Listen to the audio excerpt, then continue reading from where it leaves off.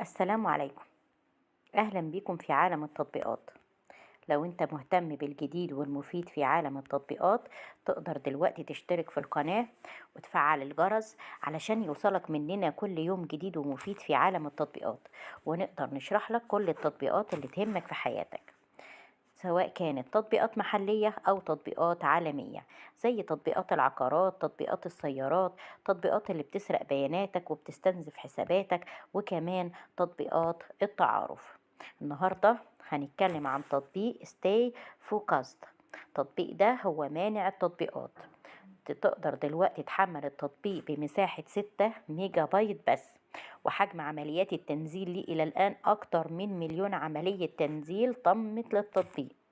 التطبيق ده تقييمه على جوجل عالي حوالي 4.6، وده بيدل على رضا العملاء عن التطبيق.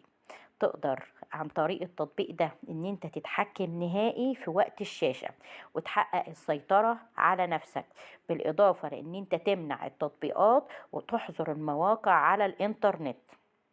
تقدر كمان ان انت تزود من انتاجيتك وضبط نفسك، وان انت تتحكم في نفسك في الاوقات اللي انت بتقعد فيها على الانترنت، وان انت تحظر على التطبيقات اللي انت شايف ان هي ممكن تسبب لك مشاكل، او تكون تطبيقات غير انسانية، او غير تطبيقات غير متناسبة مع اخلاقك.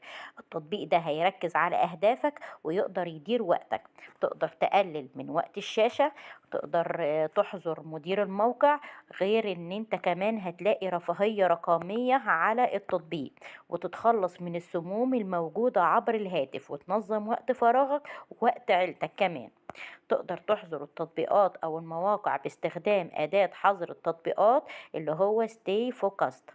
تقدر تحظر بريدك الإلكتروني أيضا، وتوقف تشغيل الإشعارات والتذكيرات.